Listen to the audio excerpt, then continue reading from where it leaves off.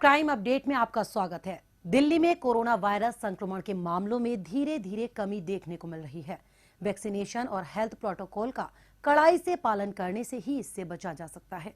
जल्द से जल्द ये काबू में आए, इसके लिए जरूरी है कि लोग राजधानी में जारी लॉकडाउन का कड़ाई से पालन करें।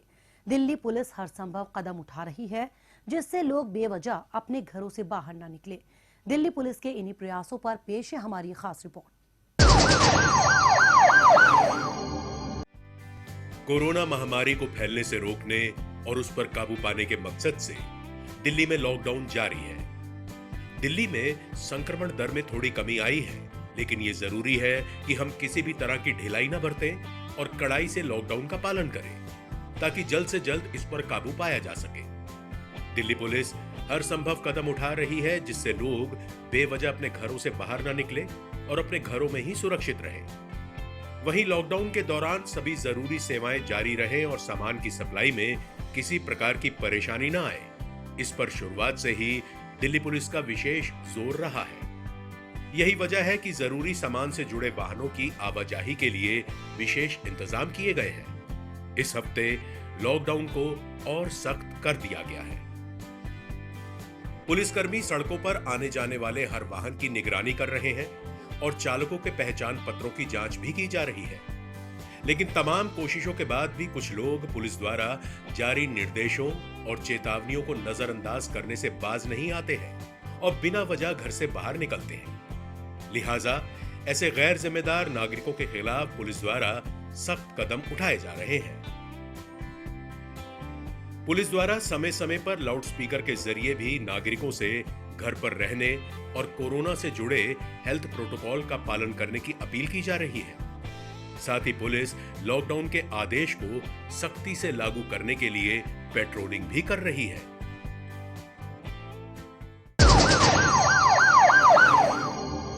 लॉकडाउन के दौरान ड्यूटी पर तैनात पुलिसकर्मियों को आम नागरिकों के संपर्क में आना पड़ता है। ऐसे में उनके संक्रमित होने का खतरा बना रहता है। पुलिसकर्मियों पर संक्रमण का प्रभाव कम से कम हो और वे सावधानी बरतकर अपने कार्य को अंजाम दे सके, इसके लिए उन्हें जरूरी प्रोटेक्टिव गियर और इम्यूनिटी बूस्टर भी वितरित किए जा रहे हैं।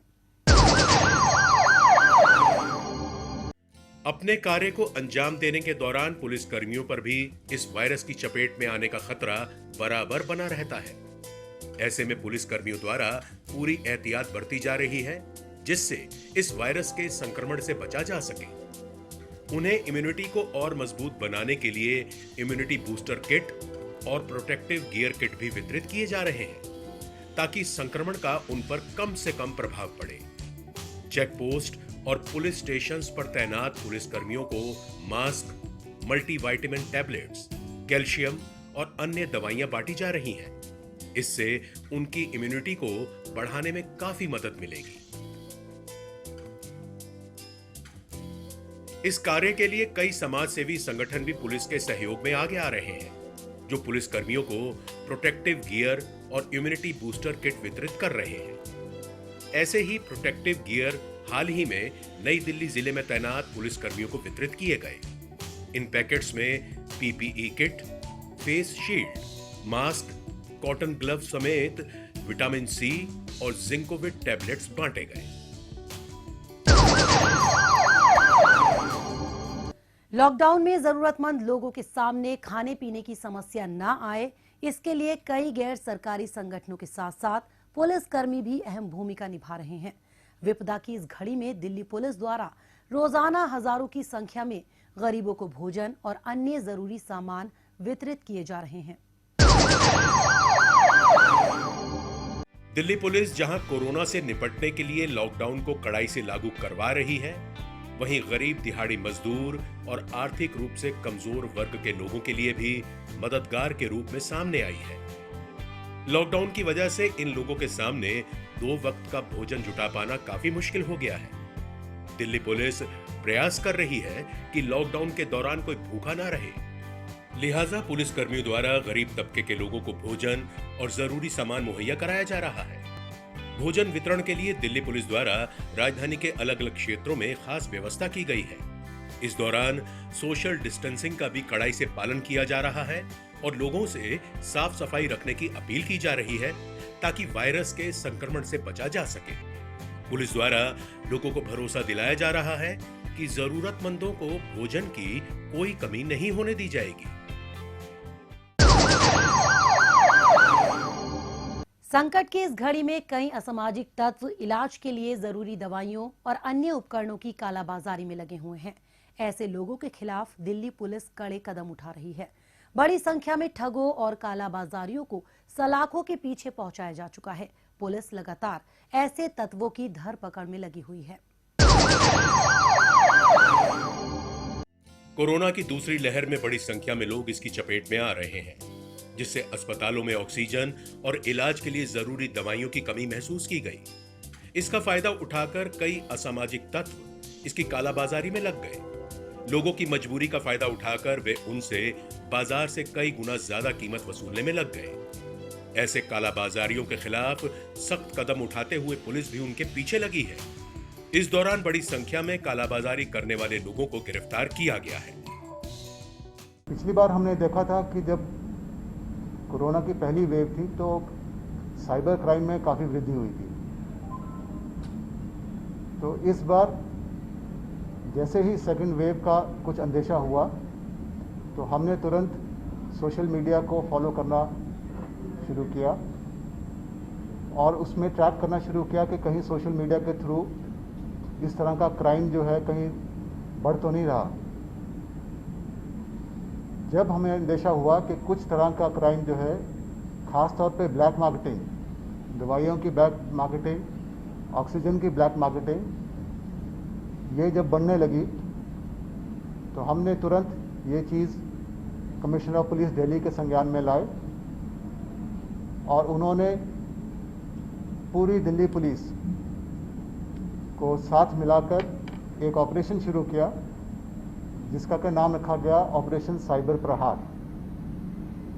इसका नेतृत्व उन्होंने दिल्ली पुलिस की साइबर सेल, जिसे हम साइपैड कहते हैं, उसे दिया और इसमें तमाम जिले और क्राइम ब्रांच ने भी एक महत्वपूर्ण योगदान दिया।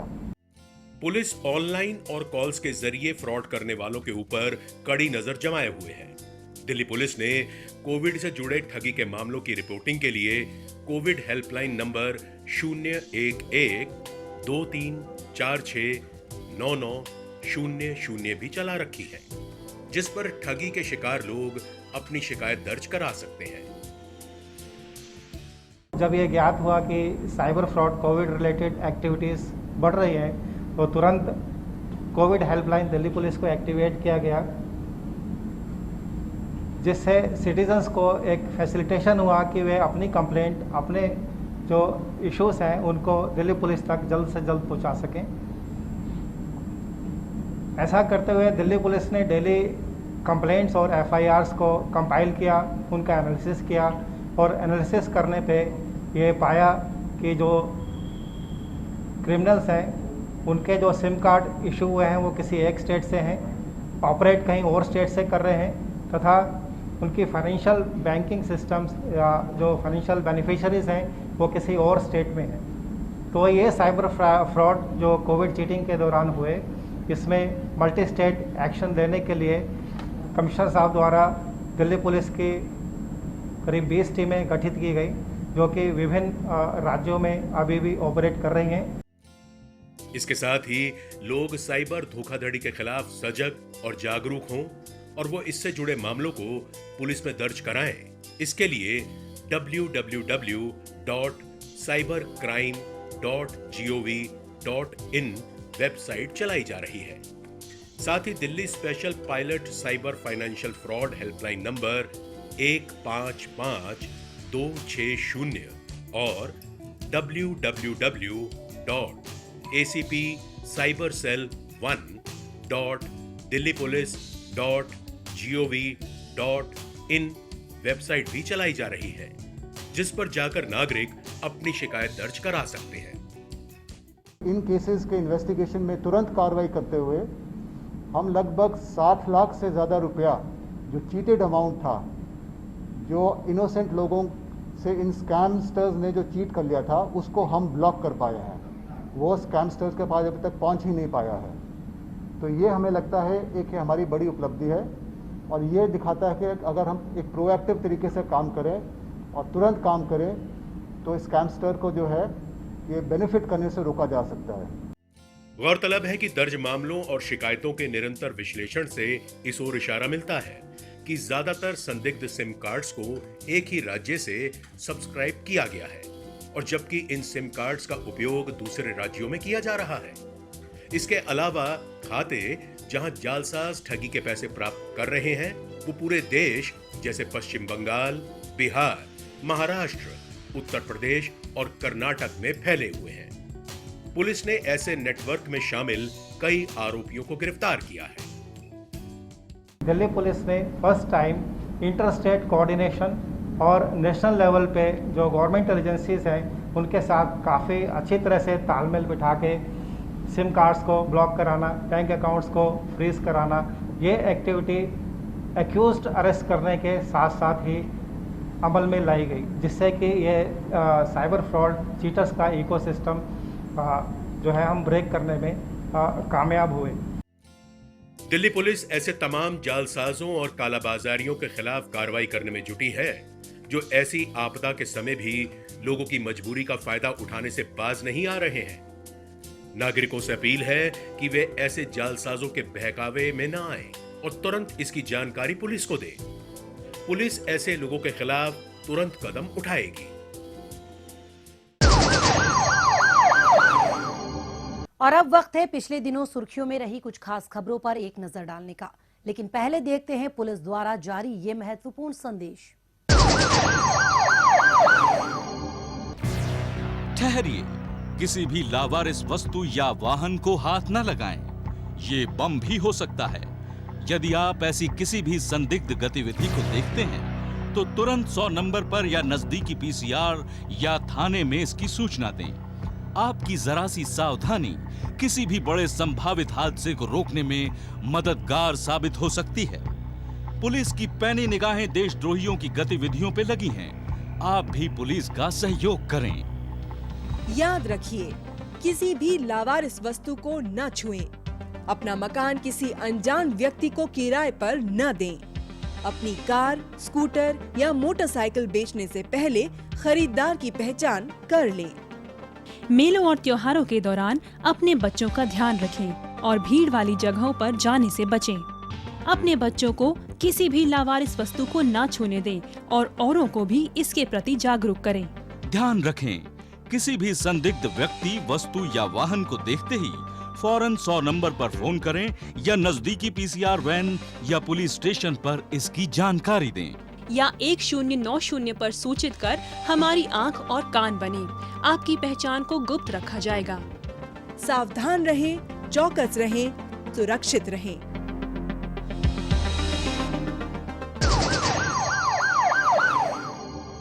कैट्स एम्बुलेंस सेवा के ऑक्सीजन सिलेंडर की कालाबाजारी में लगे 2 पैरामेडिक्स को दक्षिण जिला पुलिस ने गिरफ्तार किया है।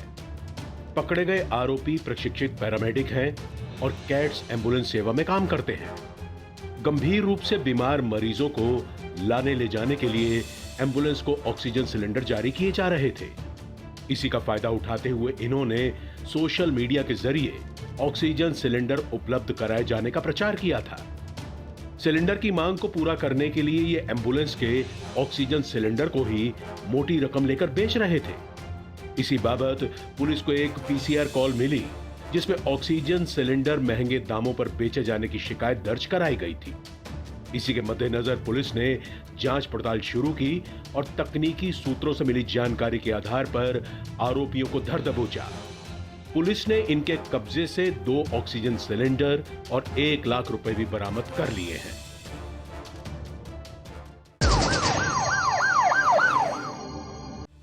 द्वारका जिला पुलिस ने वांछित चल रहे 2 कुख्यात इनामी बदमाश नीरज तेहलान और नवीन को गिरफ्तार किया है। आपसी रंजिश के चलते इन्होंने छावला इलाके में एक प्रॉपर्टी डीलर की हत्या कर दी थी और फरार हो गए थे। पकड़ने के लिए पुलिस ने इनके सिर पर 1 लाख रुपए का इनाम भी घोषित कर रखा था। जांच पड़ताल में जुटी पुलिस को सूचना मिली थी कि छावला इलाके में हुई प्रॉपर्टी डीलर की हत्या के मामले में शामिल संभावित आरोपी गुरुग्राम में आने वाले हैं। इसी आधार पर पुलिस ने यहां जाल बिछाया और इन्हें धर दबोचा।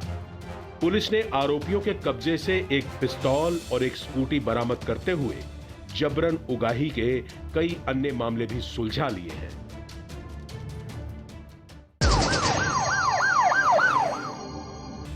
ऑक्सीजन फ्लोमीटर की कालाबाजारी में लगे एक गिरोह का भंडाफोड़ करते हुए उत्तरी जिला पुलिस ने 3 आरोपी अरुण गुप्ता, करणजीत सिंह और भानु को गिरफ्तार किया है। पकड़े गए आरोपी सोशल मीडिया के जरिए एक दूसरे के संपर्क में आए थे और कोविड महामारी का फायदा उठाते हुए इस गोरख धंधे में लगे हुए थे। बुराड़ी क्षेत्र में ऑक्सीजन फ्लोमीटर की कालाबाजारी किए जाने की रिपोर्ट पुलिस में दर्ज कराई गई थी। इसी आधार पर पुलिस ने संभावित जगह पर छापा मारा और इन्हें धर दबोचा। पुलिस ने आरोपियों के कब्जे से 36 ऑक्सीजन फ्लोमीटर बरामद करते हुए एक मोबाइल फोन, एक बाइक और एक स्कूटी भी जब्त कर ली है।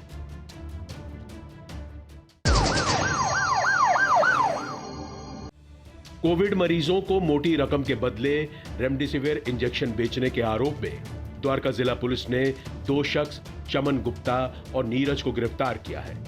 पकड़े गए आरोपी आजकल बेरोजगार चल रहे थे और पैसा बनाने के चक्कर में इस इंजेक्शन की कालाबाजारी में जुटे थे। नजफगढ़ इलाके में गैर वाजिब दाम पर रेमडेसिविर इंजेक्शन बेचे जाने की शिकायत पुलिस में दर्ज कराई गई थी। इसी आधार पर पुलिस ने संभावित जगह पर छापा मारा और दोनों आरोपियों को धर दबोचा। पुलिस ने इनके कब्जे से 4 रेमडेसिविर इंजेक्शन भी बरामद कर लिए हैं।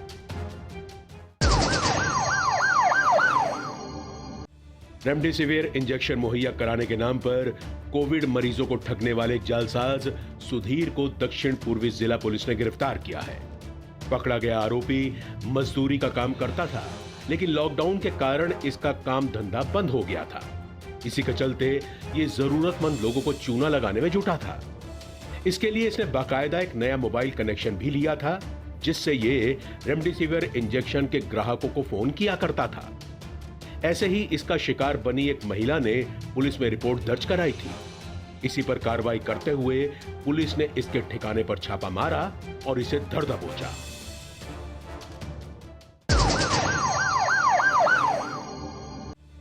द्वारका जिला पुलिस ने ऑक्सीजन सिलेंडर की कालाबाजारी में लगे एक आरोपी मोहित को गिरफ्तार किया है। कोविड महामारी के बीच गंभीर मरीजों के इलाज के लिए ऑक्सीजन की भारी मांग चल रही है। इसी का फायदा उठाते हुए ये महंगे दाम पर ऑक्सीजन सिलेंडर बेचने में लगा हुआ था। पुलिस को सूचना मिली थी कि ऑक्सीजन सिलेंडर बेचने के इरादे से एक शख्स द्वारका के सेक्टर 23 में आने वाला है। इसी आधार पर पुलिस ने संभावित जगह पर जाल बिछाया और इसे धर दबोचा। पुलिस ने आरोपी के कब्जे से 4 ऑक्सीजन सिलेंडर भी बरामद कर लिए हैं।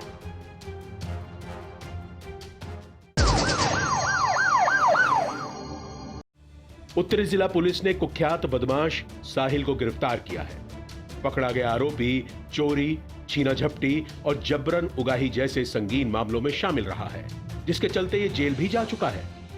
गुलाबी बाग क्षेत्र में एक स्कूटी चोरी हो जाने की रिपोर्ट पुलिस में दर्ज कराई गई थी। इसी के तहत जांच पड़ताल में जुटी पुलिस ने वाहन चेकिंग के दौरान एक संदिग्ध स्कूटी सवार को रोकने का इशारा किया। बावजूद इसके स्कूटी सवार भागने लगा, लेकिन पुलिस ने इसका पीछा किया और इसे धर दबोचा। पुलिस ने आरोपी के कब्जे से चोरी की स्कूटी भी बरामद कर ली है।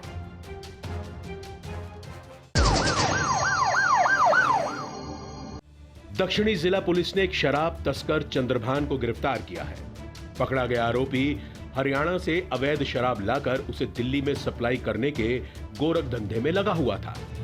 महरौली इलाके में पिकेट लगाकर वाहन चेकिंग के दौरान पुलिस ने एक संदिग्ध कार को रुकने का इशारा किया। इसके बावजूद ड्राइवर ने कार की स्पीड बढ़ा दी और भागने लगा, लेकिन पुलिस ने फुर्ती दिखाई और इसे धर दबोचा। पुलिस ने आरोपी के कब्जे से 26 कार्टन अवैध शराब बरामद करते हुए इस काम में इस्तेमाल कार भी जब्त कर ली है।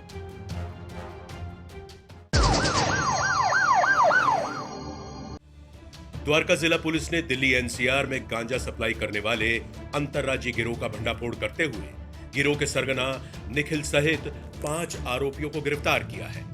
यह गिरोह उत्तर पूर्वी राज्य मेघालय के शिलोंग से गांजा लाकर दिल्ली एनसीआर में सप्लाई करने में लगा था।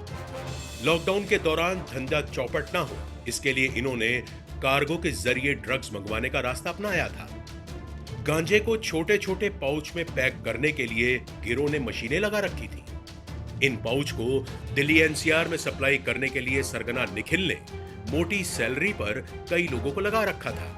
गांजा सप्लाई की सूचना मिलने पर पुलिस ने डाबड़ी इलाके के महावीर एन्क्लेव से गिरोह के एक सदस्य को उस वक्त धर दबोचा जब वो गांजा सप्लाई करने के लिए यहां आया हुआ था। बाद में उसकी निशानदेही पर गिरोह के सरगना सहित अन्य सदस्यों को भी दिल्ली के अलग अलग इलाकों से गिरफ्तार कर लिया गया।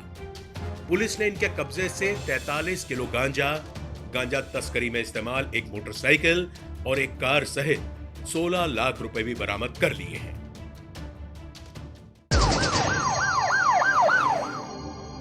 शाहदरा जिला पुलिस ने ऑक्सीजन सिलेंडर सप्लाई करने के नाम पर ठगी करने वाले आरोपी जय किशन को गिरफ्तार किया है। कोरोना महामारी के दौरान ऑक्सीजन सिलेंडर्स की बढ़ती मांग को देखते हुए जय किशन ने ठगी करने का प्लान बनाया था। प्लान के तहत ही इसने फर्जी पहचान पत्र के जरिए सिम कार्ड का इंतजाम किया था। इसके बाद उस नंबर को सोशल साइट्स पर ऑक्सीजन प्रोवाइडर्स के रूप में विज्ञापित कर दिया। विज्ञापन देखकर कई लोगों ने जय किशन से ऑक्सीजन सिलेंडर्स के लिए संपर्क किया। उन लोगों से आरोपी ने पहले तो सिलेंडर सप्लाई करने के लिए एडवांस के तौर पर हजारों रुपए अपने अकाउंट में ट्रांसफर करवा लिए और फिर उनके कॉल्स का जवाब देना बंद कर दिया। इस तरीके से आरोपी ने कई लोगों को लाखों रुपए की चपत लगाई थी। ठगी की शिकायत मिलने पर पुलिस ने टेक्निकल सर्वेलांस के जरिए जहांगीरपुरी में दबिश देकर इसे धर दबोचा। पुलिस ने आरोपी के कब्जे से फर्जी सिम कार्ड सहित मोबाइल फोन भी बरामद कर लिया है।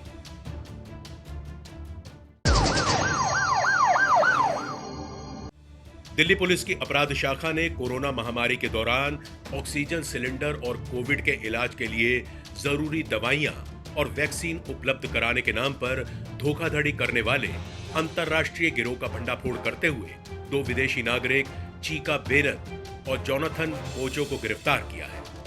आरोपियों ने अलग अलग सोशल साइट्स प्लेटफॉर्म पर ऑक्सीजन प्रोवाइडर और कोविड ड्रग्स उपलब्ध करवाने के लिए विज्ञापन दे रखा था। विज्ञापन के जरिए ऑक्सीजन सिलेंडर और कोविड ड्रग्स के लिए संपर्क करने वालों से ये अपने वॉलेट अकाउंट में पैसे डलवा लेते थे, फिर उनके कॉल पिक नहीं करते थे या उनके नंबर को ब्लॉक कर देते थे। इस तरीके से इन्होंने देश भर में 1000 से ज्यादा लोगों से 2 करोड़ रुपए से अधिक की ठगी की थी। शिकायत मिलने पर पुलिस ने टेक्निकल सर्वेलांस के जरिए सबसे पहले एक आरोपी चीका बेनत को दक्षिण दिल्ली के ग्रीन पार्क से धर दबोचा। बाद में इसकी निशानदेही पर इसके साथ ही जोनाथन कोजो को भी गिरफ्तार कर लिया गया। पुलिस ने इनके कब्जे से 165 SIM cards, 22 mobile phones, 5 laptops, 4 ATM card सहित 16,000 रुपए भी बरामद कर लिए हैं।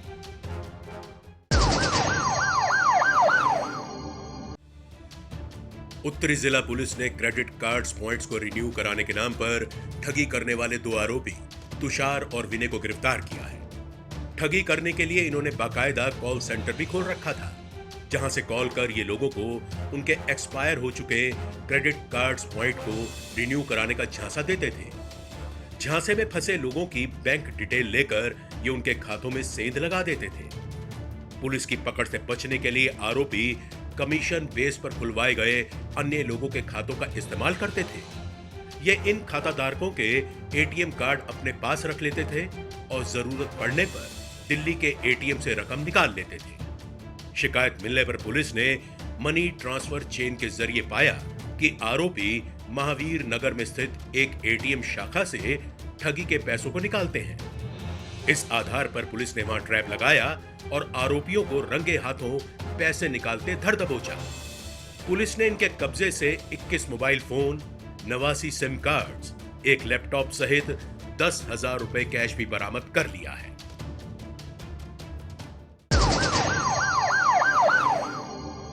अपराधियों को पकड़ने में जनता भी अपना सहयोग दे सकती है। अगर आप भी किसी अपराधी या अपराध से संबंधित कोई जानकारी रखते हैं तो फौरन ये जानकारी पुलिस को दे।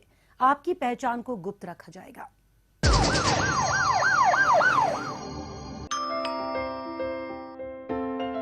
बेटा, आपकी मम्मी ने मुझे आपके पास रुकने के लिए बोला है। जब भी घर पे अकेले रहोगे, कोई भी आए दरवाजा बिल्कुल मत खोलना। हेलो मम्मा, क्या आपने आपकी सतर्कता बेटी के जीवन का वरदान है। खुद संभलें और अपनों को संभालें।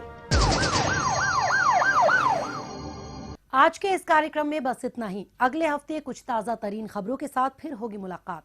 तब तक के लिए दीजिए इजाजत। नमस्कार।